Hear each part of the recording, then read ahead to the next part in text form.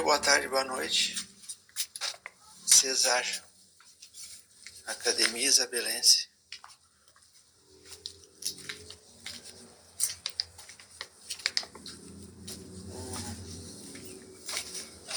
Uma rápida reflexão hoje sobre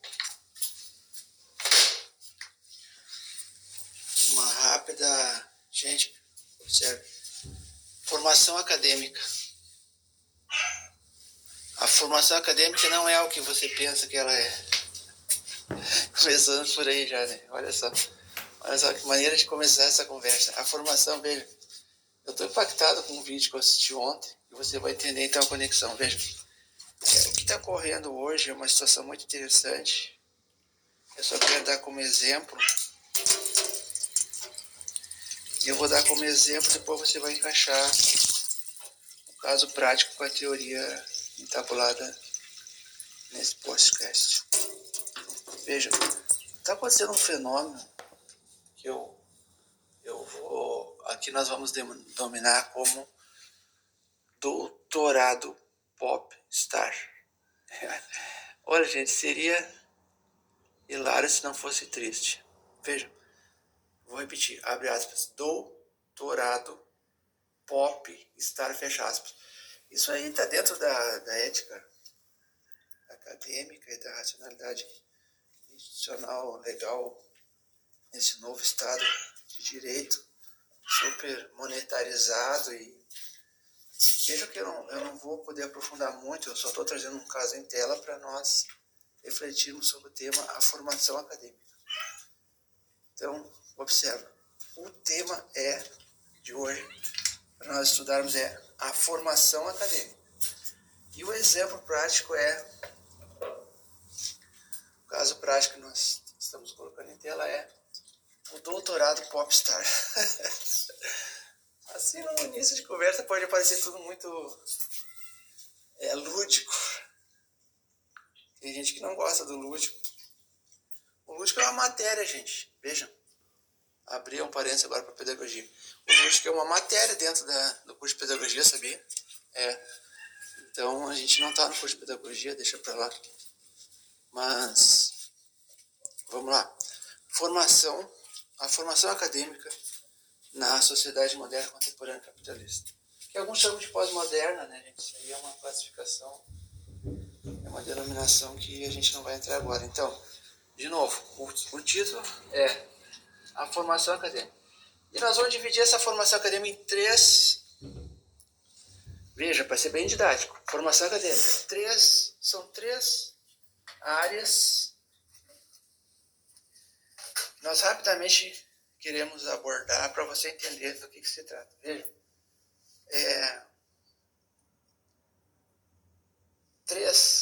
01, teoria. 02, praxis, ou metodologia, ou prática. E 03 é antropologia, aspecto humano, certo? Veja. Gente, rapidamente, não é um encontro presencial, nem uma aula, é só um convite para reflexão. Depois a gente vai desenvolver isso dentro de uma aula grande. Vamos começar com teoria prática ou praxis ou humanidades. Vamos para a teoria, tá? Vamos lá.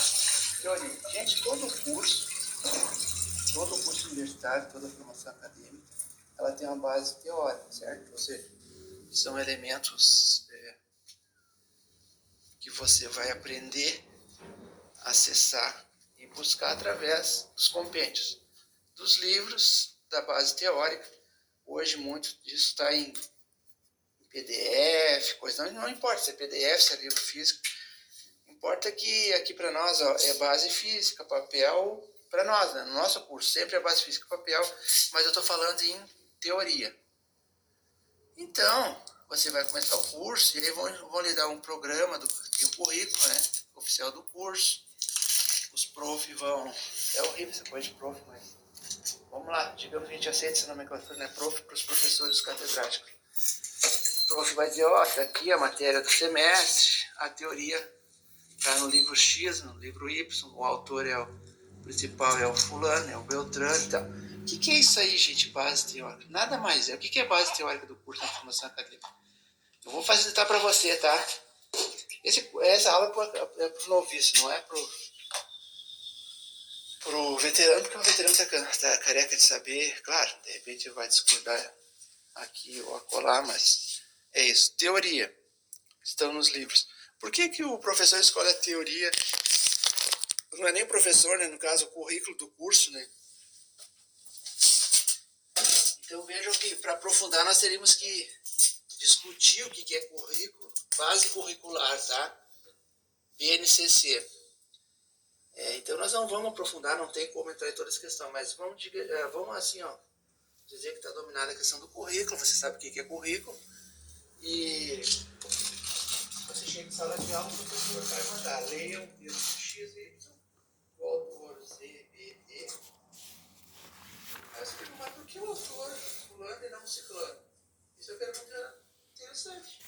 O aluno geralmente não pergunta isso. Deve perguntar sim ou não. Eu acho que depende. Se você quer. Depende da relação que você quer com o curso, né? Eu vou assim, ó. Melhor não perguntar nada. Você tem que entender, sabe? Como é que funciona a lógica. Então tá, vamos lá. Teoria. Por que essa teoria está no seu curso? Quem é que definiu isso, gente? Quem é que definiu isso? Foi fulano, beltrano? Não, gente. Não são pessoas. É a tradição do curso.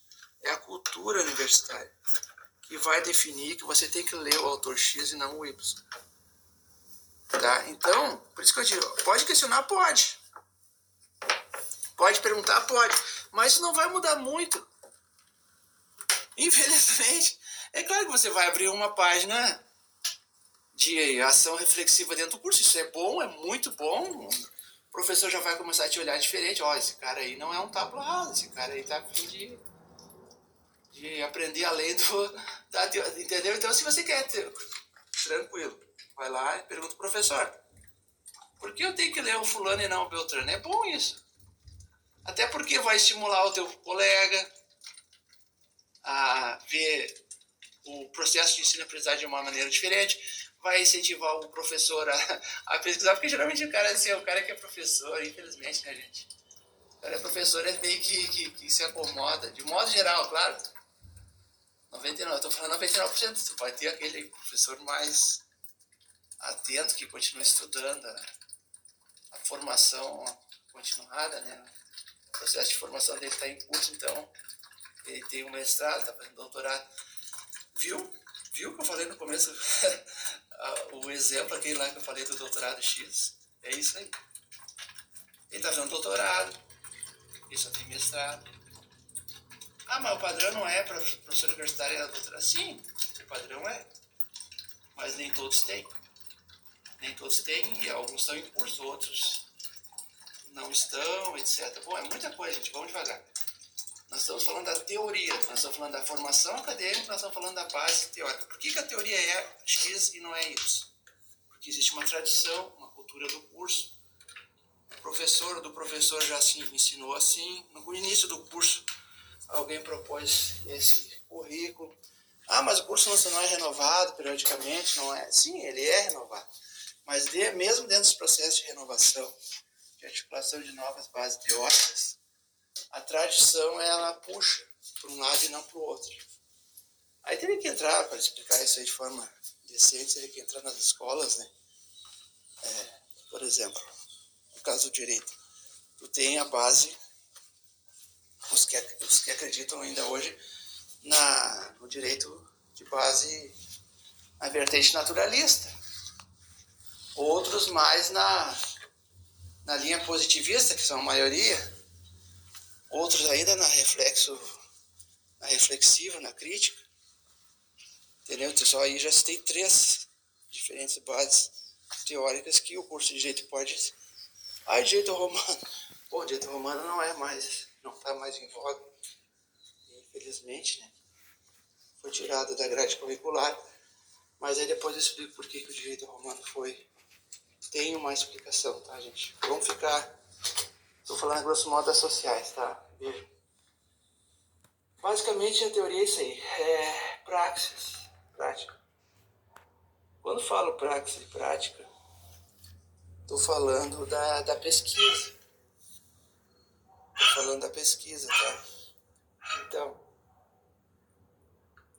todo curso acadêmico, toda formação universitária vai exigir de você uma pesquisa, uma construção de conhecimento. Veja, o ensino de terceiro grau, agora não é mais chamado de terceiro grau, porque em tempos idos era primário, ginásio, ensino, segundo grau e terceiro grau. Agora é fundamental e o superior.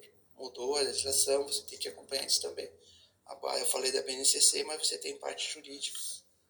Tem que ter uma noção da LDB, da Constituição Federal em relação à educação universitária, etc.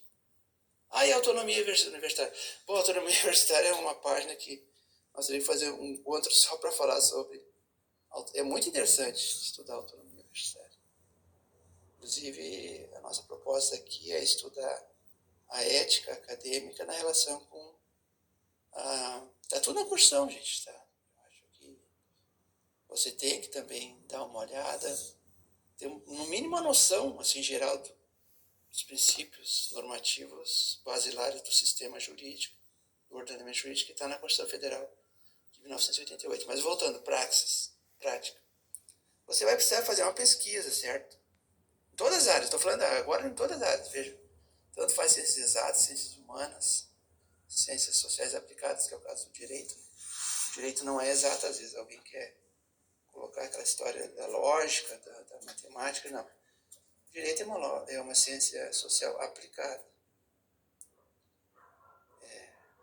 Veja, então você vai ter que fazer uma pesquisa. Uma pesquisa envolve campo? Bom, nem sempre. Envolve pesquisa de campo, às vezes sim. No caso, por exemplo, se você vai fazer um curso universitário na área da humanas, que é produzir uma etnografia, que é privilegiar o dado qualitativo ao invés do dado quantitativo, sim, você vai ter que ir a campo, aplicação de questionário, entrevista direta em participante. Aí a livre associação de ideias. Bom, a livre associação de ideias é outra, bem que são várias páginas, eu estou só provocando você uma coisa e outra para dizer que isso teria que ser muito mais longa essa conversa, mas o que é a associação livre de ideias? Gente, a associação livre de ideias está dentro do método psicanalítico. Psicanálise não é ciência. Não é ciência. Assim como alguns vão questionar as bases científicas da antropologia, a psicanálise não é ciência. Então, alguns catedráticos eventualmente pegam os princípios de uma ciência e jogam dentro da outra. Então, eu conheço um grupo de pesquisadores que pegou a livre associação de ideias e jogou dentro do método etnográfico. Isso está certo ou errado? Eu não sei, né, gente? Porque isso aí vai de cada um, da sua proposta. E por isso que eu estou falando da proposta prática. Nós falamos de teoria, agora estou falando da prática. A teoria e a prática gera aquilo que nós conhecemos como praxis. Eu estou usando aqui o conceito de praxis de um autor brasileiro. Eu podia usar Gilberto Freire, mas eu vou usar na área que eu falei agora há pouco, pedagogia, né? Que é o Paulo Freire, tá? Para o Paulo Freire, praxis é isso. Cada autor vai ter uma visão um pouco diferenciada. Praxis seria, então, a união de prática com teoria, no momento em que você articula e trabalha em cima do ponto de vista objetivo e prático essas duas coisas, certo? Então, ela não é uma coisa isolada. A prática não é só o fazer. É o saber e o fazer fazendo. É um processo dialético, entendeu? Bom, mas aí também não podemos aprofundar, só estamos dizendo, então, teoria. Temos teoria, temos a prática, que é a pesquisa. De novo, a pesquisa também, então, é uma tradição. Eu acabei de dizer, tem um grupo que joga a livre associação de ideias dentro do processo de construção de conhecimento na área antropológica, chama isso de etnografia e ganha medalha. Tranquilo? faz parte do sistema. Agora, lá no começo eu dei outro exemplo, lembra? Não é esse exemplo. É o exemplo do doutorado Popstar. Gente, isso é muito louco, porque tá rendendo isso aí. Então começou com um grupo, o outro viu que dava certo, fez igual, e os outros estão copiando. Doutorado Popstar. É ridículo, mas é verdadeiro. É verdadeiro, estava acontecendo dentro da universidade. Então, fazer o quê? A gente também não pode simplesmente criticar sem base. Eu estou dando a base para você entender uma coisa que é a realidade, mas você tem que saber. Então, teoria prática, e aí vem o terceiro, talvez o mais complexo, eu acho. Não que esse terceiro não esteja nos outros dois anteriores, que é o humano. O aspecto humano, a antropologia, então, digamos assim, prima facie, né? Supondo que a antropologia é a ciência humana que vai estudar a cultura, os saberes e os fazeres, né? Então, a formação acadêmica, gente, você tem que dominar a teoria, você tem que dominar a prática, ou seja, a praxis. Porque o final do curso, o que é? Uma banca. Você compreende, aprende, absorve a matéria, o conteúdo, coloca na prática através da pesquisa, chega no final a banca, você apresenta o TCC. Estou falando da graduação, no caso. E aí, o que é esse aspecto humano que eu estou falando? Gente, veja, muitos desistem. Por que desistem do curso no metade, no final ou no começo? Muitos não entendem que é um processo que está envolvido. Eu estou falando aqui de 3, mas isso é isso é tipo, olha só, isso é tipo os ideais de Weber. Estou só assim acondicionando em caixinhas para você entender, mas claro que isso está tudo junto, misturado, e você vai ter que viver isso para entender o que eu estou falando. Então vamos lá, antropologia. Gente, tem todo um aspecto humano, veja, um aspecto humano desde o ingresso, por exemplo, desde o vestibular. Quando você vai ingressar, tem um aspecto humano ali, de disputa da vaga, de estudar para passar no concurso vestibular. Estou falando do tradicional, né, do acesso tradicional, aquele que nos levou à nossa alma mater. Existem outras formas hoje, né, Enem, etc. Mas então vê que é muito complexo, não vou poder falar tudo isso em tão poucas palavras. Aí você fez o vestibular, você vai para dentro da sala de aula e aí você começa a se relacionar do ponto de vista sociológico com os colegas, com os professores, com o quadro de servidores. Você vai na biblioteca, você vai conversar com a pessoa que está lá lhe atendendo na hora de acessar as bibliografias através dos livros físicos. Então você vai ter relação com o servidor, com todo o quadro humano, o quadro, o que chama texto científico, né, no caso lá da alma mater nossa. E aí começam os desafios, né, gente? Porque não é fácil, né? Você sabe que o trato, a relação humana é algo complexo e desafiador. Aí você vai ter problema com um professor que não vai, digamos, fechar muito ali com a sua maneira de trabalhar. O professor vai lhe repreender, vai chamar atenção, você vai ficar chateado, vai se deprimir, etc. Então, o colega, né? Você vai preferir sentar do lado do colega X, não do colega Y. Na sala de aula, estou falando no curso presencial, né? Na hora de fazer o trabalho em grupo, você vai ter que se associar a alguns colegas, puxando alguns para o seu lado, outros excluindo o outro, etc. Então, essa coisa, esse trato humano, essas relações humanas que eu estou colocando na terceira caixinha, olha, primeira caixinha teoria, segunda caixinha prática e terceira caixinha relacionamento humano, que você só pode entender através do estudo antropológico, filosófico, antropologia física, no caso. Desculpa, antropologia filosófica. Viu como eu falo antropologia física? Porque teve aquele problema lá atrás e eu não vou entrar nisso agora. Veja. Então, gente, para concluir, pensem dessa forma. A formação acadêmica, de novo, é um grande desafio. É um grande projeto de vida, porque quando eu falei no humano, eu ainda não falei num outro aspecto humano, que é a família. Eu falei lá dentro da universidade, você se relacionando com os colegas, com os professores, com os técnicos científicos, mas você vai chegar em casa e vai ter as atividades práticas e teóricas que você leva para fazer em casa. Então, você vai ter que abrir mão do convívio no lar com o namorado, com a mãe, com o pai, com o irmão, se trancar num quarto, estudar, elaborar questões, fazer o trabalho, fazer o fechamento do texto. Isso vai impactar a sua vida social, a sua vida familiar, tá entendendo? Então, gente, é um desafio muito grande. E aí, o que o Estado lhe cobra? além de todo esse aspecto. E aí talvez seja o Estado é um pouco também a terceira caixinha, né? Que são os seus superiores hierárquicos, que é o quê? Que você tenha um bom desenvolvimento, que você tenha um sucesso, que você tire uma boa nota na prova, que o seu trabalho seja nota máxima, etc. Então, nessa relação com o Estado, você também vai ter grande desafio. Nem sempre é tudo aquilo que você... A questão institucional legal, né? É complicado, gente. Então, eu não vou me alongar aqui, já até me alonguei um pouco demais. Só para você pensar, você que está começando o curso, vá com calma, vá com cautela e dá uma olhada nisso aí, gente. Graduação, pós-graduação. E esse fenômeno, não vou poder explicar agora, mas só para você ficar pensando nisso e depois eu vou explicar o que é o doutorado Popstar. É uma estratégia, é uma política hoje. Eu nem vou dizer uma política estatal, né, gente, porque são alguns agentes públicos que optaram por esse caminho que eu acho assim muito, no mínimo estranho, né, gente? Você pega um aluno que é uma celebridade, que é uma pessoa assim, de proeminência social, que tem um grande... E aí você usa aquele aluno como, digamos assim, o popstar, digamos, o protagonista de uma cena. Imagina um teatro, tá? Você tem uma cena, você tem um teatro, você tem uma peça, né? Uma... Não é esquete, né, gente? É uma peça pequena, mas uma peça grande. Imagina, tem uma temporada, um espetáculo teatral que está em temporada e tem um protagonista.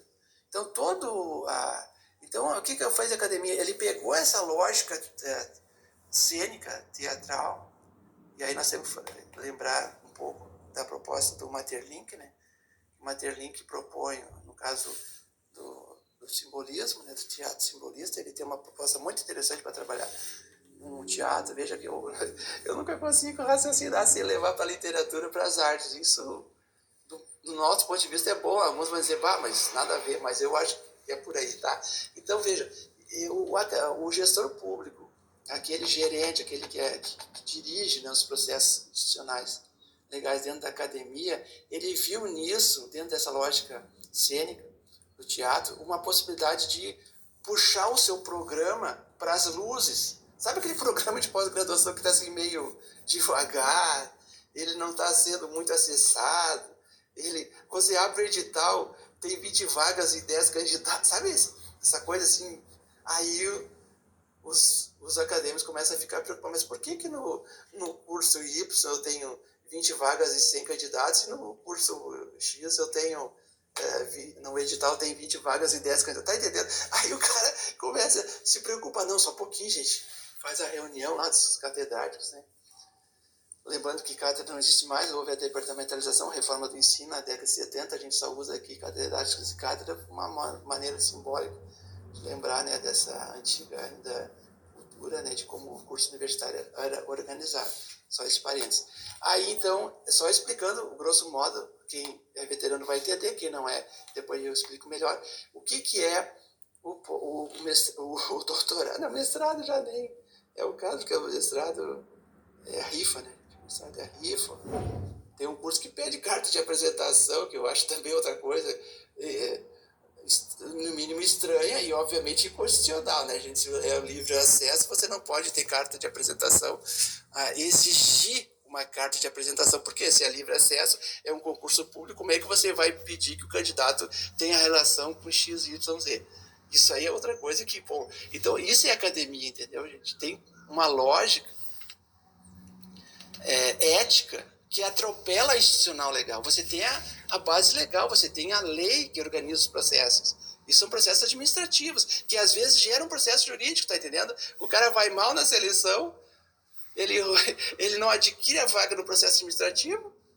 E aí eu falava lembra que eu falei no começo em autonomia universitária? É por isso, gente. As coisas estão todas ligadas, certo? Mas não vamos assim aprofundar tanto. Essa conversa é básica sobre formação acadêmica. Você tem a teoria, você tem a prática, você tem o aspecto humano. Então, vá devagar. Se você não está se sentindo bem no curso, você dá uma parada, você pode trancar, você pode pesquisar uma outra alternativa. Geralmente, a pessoa começa um curso e vai para o outro. Isso é comum. Se está acontecendo com você, não fica assim tão chateado, porque acontece muito. Quando o noviço entra, ele, eu quero fazer o curso tal. Chega lá e não era aquilo, sabe? A expectativa sempre é maior do que a realidade, então, diferente da realidade. Então, ele chega lá, ele se confunde, ele, não era isso que eu queria. Tá legal, tranca, faz novo vestibular ou pede uma transferência interna, sei lá. Tem vários processos, entendeu? E você buscar você tem que ser feliz dentro do curso, gente. Você tem que fazer aquilo que você curte, aquilo que você gosta, aquilo que você se sente realizado como ser humano, como pessoa, que você sente que você está contribuindo para a sociedade, que você está sendo, de certa forma, magnífico, contemporâneo e positivo dentro da lógica, sabe, do sistema. Você vai... Não fica só nessa coisa de moeda, entendeu? Moeda, sabe, a dialética dos metais. Então não é isso, gente. Ninguém vai ficar rico ali dentro da academia. Alguns ficam, né? Mas é o estamento, né? Os líderes. Tem algumas pessoas ricas, né, gente, que dentro da lógica estamental ainda, né? Mas são muitas questões. Veja, então, concluindo, vá devagar, faça vestibular, estude, se prepare, e se não estiver curtindo, vá para outro curso, busque outras, mas não deixe de estudar, gente, por favor, não deixe de estudar nunca. Sempre esteja buscando aprender, sempre esteja buscando pesquisar e entender os processos que envolvem você e o seu grupo social. Muito obrigado pela atenção de todos, bons estudos. Ceságio, Academia Isabelense.